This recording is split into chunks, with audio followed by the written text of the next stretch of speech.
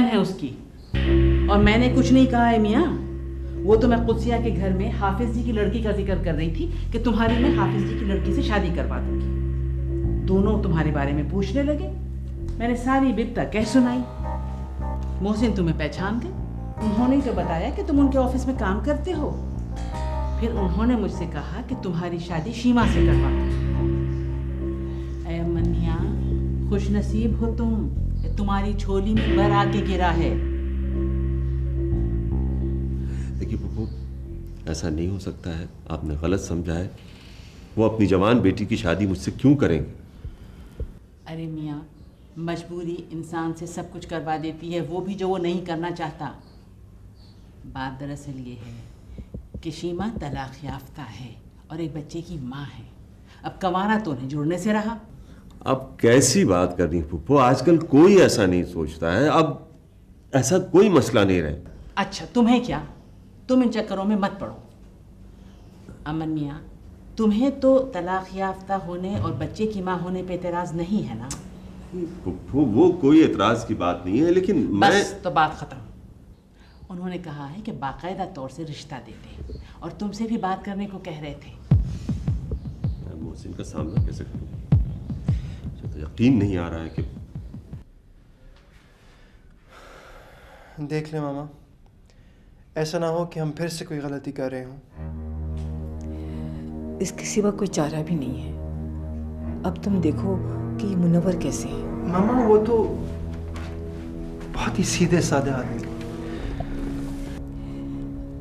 बाद में कोई मसला तो नहीं हो जाएगा? मसला क्या होगा मामा? लेकिन मामा मेरा दिल नहीं मान रहा कि हम उनके साथ।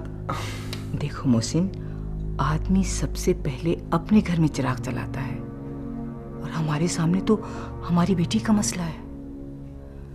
जो कुछ तुमने मुनव्वर के बारे में बताया है और सफिया फूफो मुझे बता चुकी हैं, तो अब मेरा दिल मुतमईन है।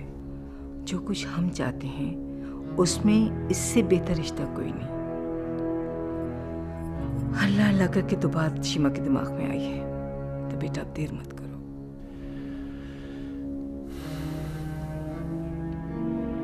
ठीक है मामा। हमीदा बैग से अंदर रख दो। आ जाओ बेटा, आ जाओ। रोने की क्या बात है आमना, चुप हो जाओ। चलो, जब से मेरे पास आई है ऐसे ही रोए जा रही। रोने की क्या बात है? शर्जील तुम्हें ऐसे छोड़ देगा क्या? वो तो किया था इस्लामाबाद तुम लोगों से मिलने के लिए, दरवाजे पे ताला देकर तब से परेशान फिर रहा है। इस्लामाबाद आए थे शर्जील? हाँ, मैं भी फोन करती हूँ। मगर उनकी वालदा, उनकी आप फिक्र ना करें।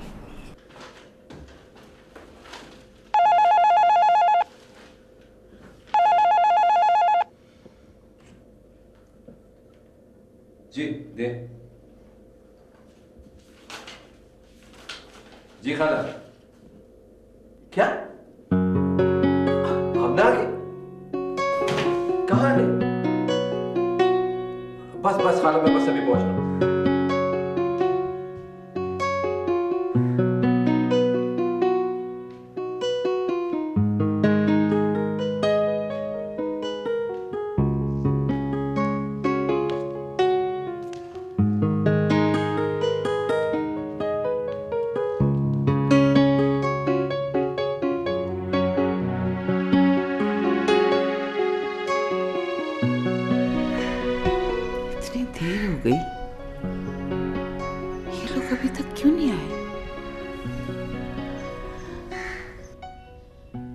क्या कर रही हूँ? इतनी अकेली तो मैं कभी नहीं हुई। मेरी अपनी औलाद मुझसे दूर हो गई। समीर और शर्जील आपकी औलाद है, आप माँ हैं उनकी। उनको अना की दीवार में मत चुन दीजिएगा। तुम्हारी ये जिदें किसी दिन तुम्हारा घर बर्बाद कर देंगे राबिया बेगम। मैं ऐसा क्यों चाहूंगी?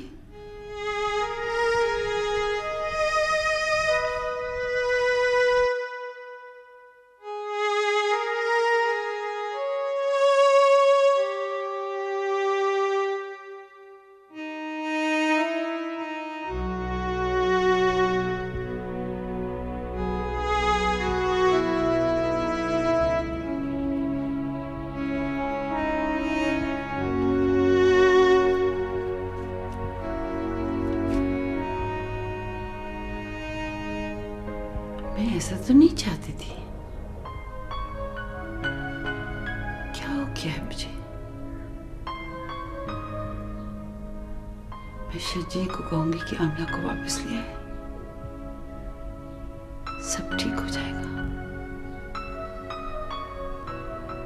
बाकी इसका तो कोई कसूर नहीं था।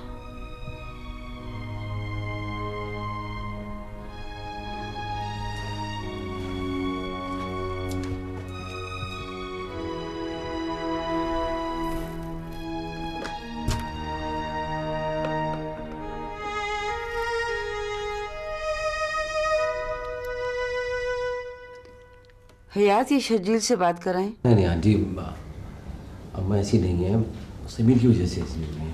अरे तो बच्चे तो ऐसी बातें करते ही हैं। मुझसे पूछा होता। ईमाने तो बचपन से ही अली से मंसूब है। हम उसकी मंगनी करने तो आए हैं यहाँ, और क्या? हाँ? अम्मा, तुमने बताया नहीं? अम्मा को बता देती। अरे मुझे बता देती, मैं बता देता। अरे भाई, अब तो जो होना था सो हो गया। चलो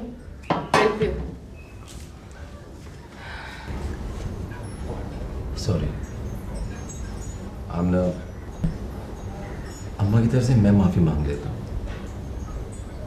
सॉरी। कुछ नहीं होता शर्जील, मैं उनकी कैफियत समझती हूँ। मुझे उनसे कोई शिकायत नहीं है। ऐसे करती हूँ, मैं आपको को फोन करती हूँ। नहीं हाला, आप फोन ना कीजिएगा अभी, हम लोग जाएंगे। ठीक ठीक। आप कैसी हैं? चाहत हो घर दर में चाहत हो घर दर में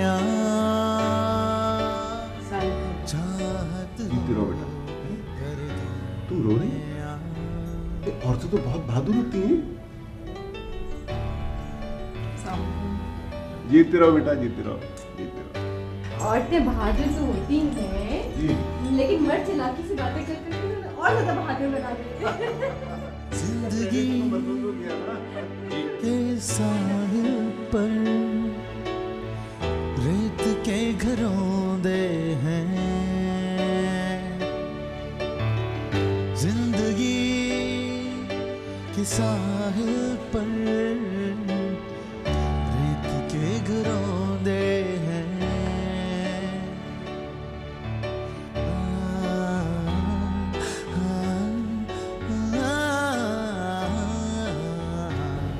माने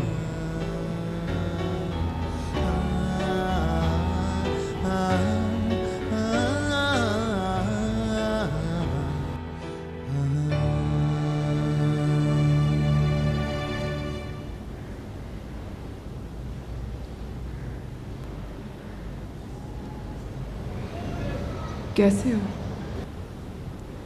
तुम कैसी हो? बहुत खुश हूँ। क्यों?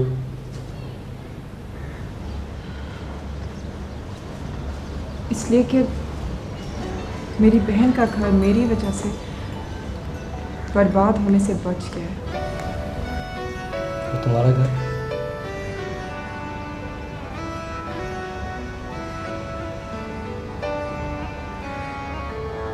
तुम आप ही को घर ले जाओगे ना?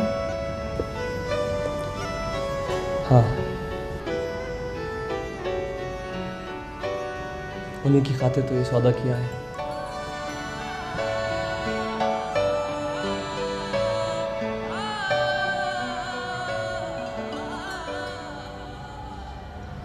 तो सौदा कर लिया क्या? समीर, कैसे हो बेटा? बस ठीक है जी। देखो भाई, हम लोग तो ईमाने की मंगनी करने आए हैं। तुमको देखो आना जरूर है, और शायद निकाह कर दें। ईमाने का निकाह? हाँ, तुमको आना जरूर है। अच्छा,